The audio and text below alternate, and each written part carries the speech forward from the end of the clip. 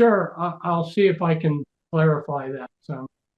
So you have types and shadows, and you know, if you look in the scriptures, they refer to Egypt as the world. It's a type of the world, Mm-hmm. and to come out of Egypt.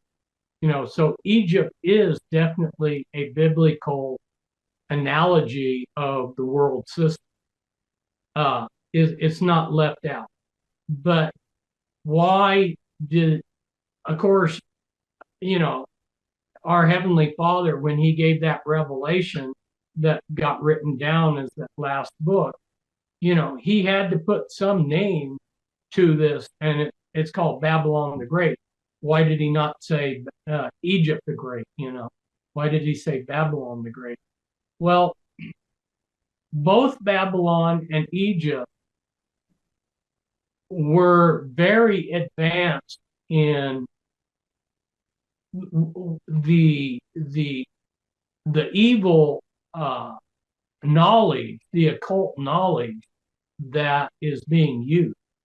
And so prior to World War II, the Nazis wanted to elevate the trauma-based mind control, and they knew that the Egyptians had practiced trauma-based mind control.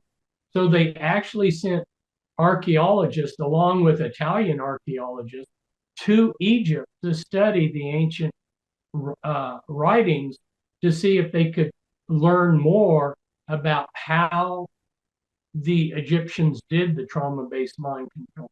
So yeah, they were involved in a lot of occult science. I believe, from the clues that we have, they were more advanced than we realized.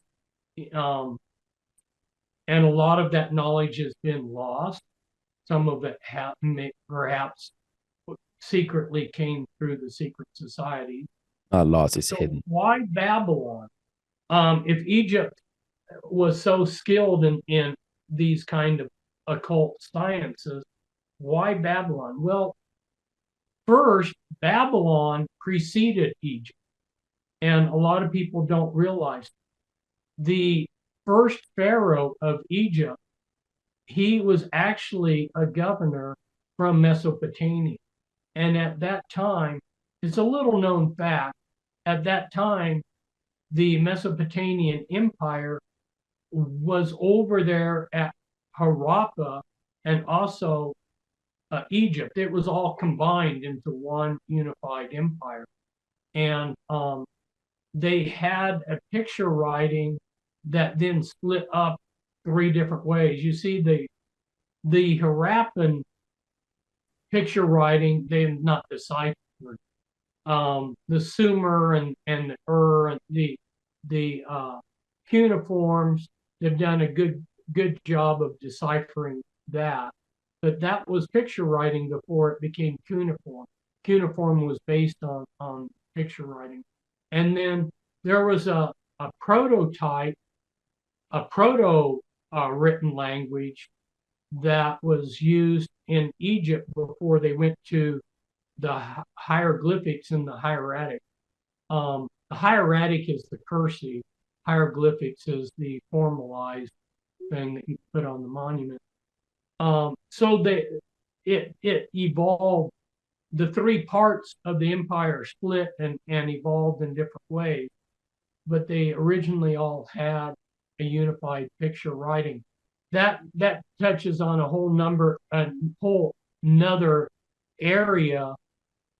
I wrote a book, which is out of print, on all of the handwriting forms throughout all of the centuries. Um, Ancient and Foreign Scripts was the title of the book. So this is another area that nobody even knows I've gone into. But anyway, the foundational, a lot of the foundational thinking preceded Egypt and what came out of what's called Babylon. And there was something called Kuta. And Kuta was actually um, Satanism, and it was in Babylon. And they just had a god at Kuta called Nergal. And Nergal, although it doesn't sound like the word Satan, if you understood what Nergal was, it was the mirror image of Satan. And they worshiped that at Kuta and had a priesthood.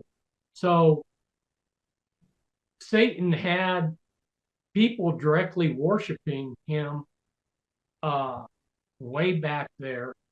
And then the fractional banking system was developed in Babylon. And the fractional banking system is how they have this black magic financial system that they can create money out of thin air, and they can do whatever they want to with this money that they create, so that they always have billions of dollars to spend for what they want, and the rest of us are working really hard just to keep ourselves financially above water. So yeah, Babylon is in many ways more foundational. I know that this has been a long answer to a short question, but hopefully that clarifies it a little bit.